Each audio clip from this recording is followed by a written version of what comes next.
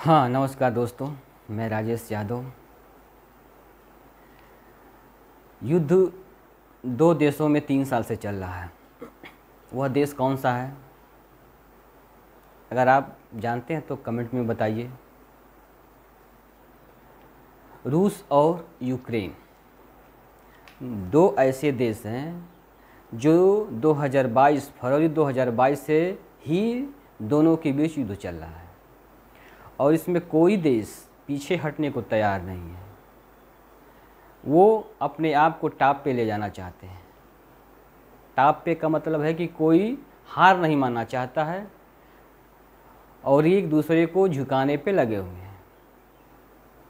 अब इस देश में नुकसान किसका होगा? इस युद्ध से नुकसान तो उसका देश का ही होगा, दोनों देश का होगा, एक देश का नहीं होगा, दोनों देश का होगा। आर्थिक रूप से उसका नुकसान होगा, सामाजिक रूप से उसका नुकसान होगा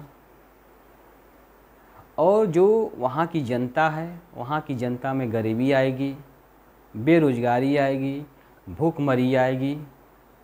देश का यही परिणाम होता है।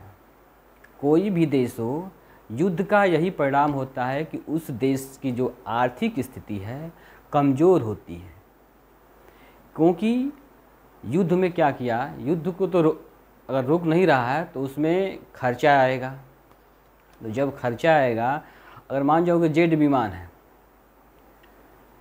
जेट विमान 5 करोड़ का आ रहा है, एक ठो जेट विमान 2 करोड़ का आ रहा है। तो अगर जेट विमान उसको मार गिराया जाता है तो 5 लाख का तो घाटा हो गया उसको। और जो सैनिक हैं उनको जो राशन है वहाँ तक पहुँचाना, उसको उपलब्ध कराना, हथियार उपलब्ध कराना, बारूद, ये सब उपलब्ध कराना सरकार की जिम्मेवारी होती है। और सरकार पैसा कहाँ से लाएगी? सरकार पैसा जनता से ही लाएगी। जनता पैसा कैसे देगी? जनता पैसा टैक्स के रूप में वसूलती है सरकार, और जब टैक्स के रूप में वसूलती है तो वो पैसा कहाँ जाता है? सरकार के पास जाता है। अब सरकार को जो जनता के जो विकास के कार्य होते हैं वहाँ पे खर्च करना होता है। लेकिन जब युद्ध लग गई, जब युद्ध की घोषणा हो गई, जब युद्ध हो शुरू हो गया, तो वो जो विकास का पैसा है, जो जनता का पैसा है, विकास के कामों में लगना चाहिए। जैसे रोज़गार उपलब्ध कराने के कामों में लगना चाहिए, वहाँ के जो बेरोजगारी है उसको दूर करने में, वहाँ का जो इंफ्रास्ट्रक्चर है, वहाँ का जो विकास का स्वरूप है, उस कामों में उस पैसा को लगना चाहिए। लेकिन अब पैसा कहाँ जा रहा है? अब जो जनता का पैसा है टैक्स के रूप में आ रहा है, जीएसटी के रूप में आ रहा है, तो वो पैसा अब कहाँ जाएगा? अब पैसा वो जाएगा जहाँ युद्ध हो रहा है, वहाँ जाएगा। तो विकास तो ठप पड़ गया। और वो वहाँ पे जाके पैसा क्या होता है? पैसा अब वो कम ही होता है। युद्ध में क्या होता है? युद्ध में दोनों तरह से लोग, दोनों तरह से जाने जाती हैं, दोनों तरह से नुकसान होता है। जहाज़ या गोला बारूद, जिसके लिए भी जो काम है, हथियार, अब उसमें तो पैसा खर्च होगा जनता का। तो पैसा इस तरह क्या होता है, देश की जो स्थिति होती है वो डाउन होती चली जाती है। कोई भी देश हो, हम ये नहीं कह रहे हैं कि केवल रूस और यूक्रेन के बीच ऐसा होता है, नहीं। जब युद्ध लगता है तो कोई भी देश हो, उस देश की स्थिति क्या होती है? कमज़ोर होती है और वो जो उसका विकास होता है रुक जाता है। तो यूक्रेन के बीच 3 साल से ये हो रहा है, 3 साल से युद्ध चल रहा है और उस युद्ध में कोई पीछे हटने को तैयार नहीं है।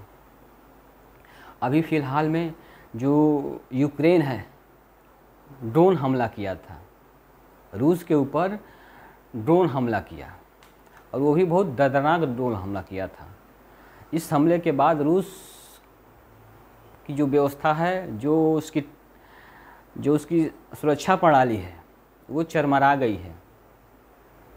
उसकी सुरक्षा प्रणाली में उसने सेंध लगा दिया है। ड्रोन हमला किया था। ये 2 साल से, लगभग 2 साल से तैयारी कर रहा था यूक्रेन। 117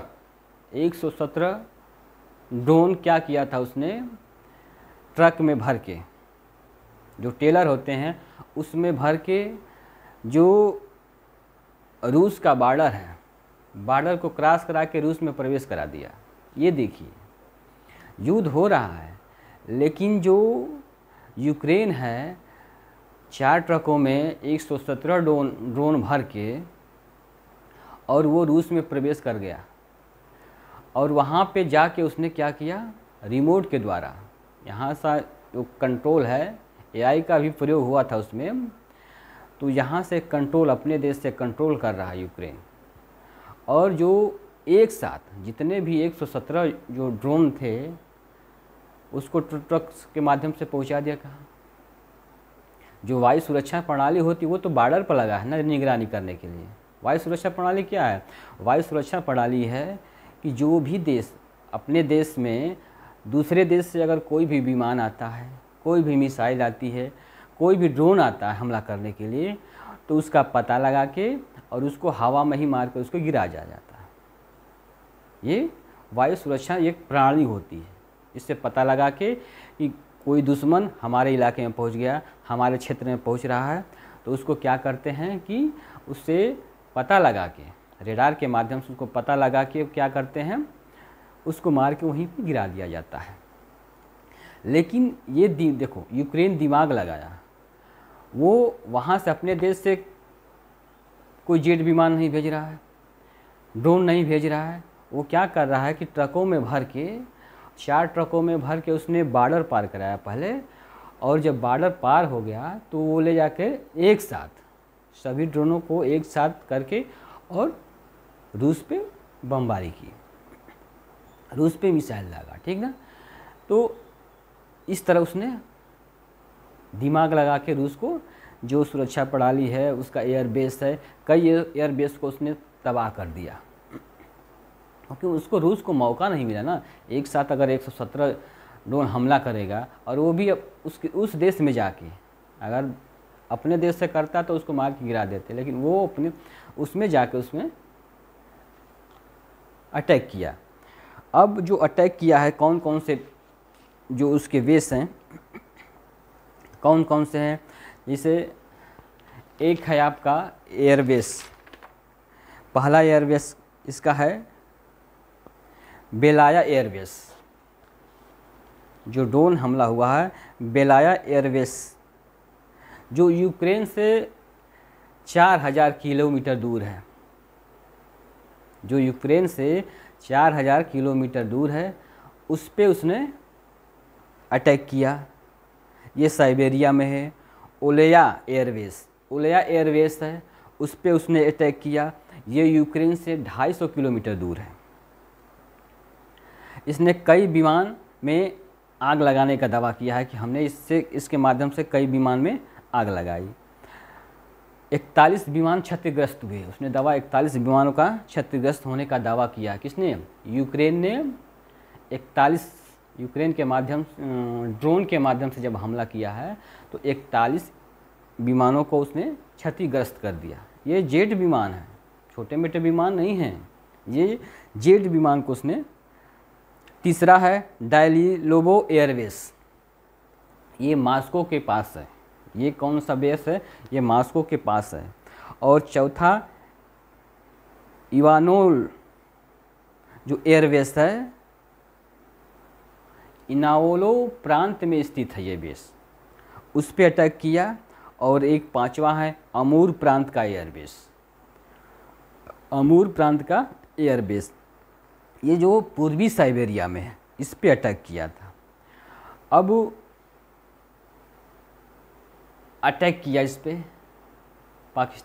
रूस में घुस के, और उसने एयरबेस को निशाना बनाया, और एयरबेस को निशाना बना के उसका रूस को क्षति पहुंचाई। बहुत बड़े पैमाने पर उसने क्षति पहुंचाई। अब ये क्षति पहुंचाई और इससे क्या हुआ है? रूस बौखलाया हुआ है। रूस क्या चाहता है?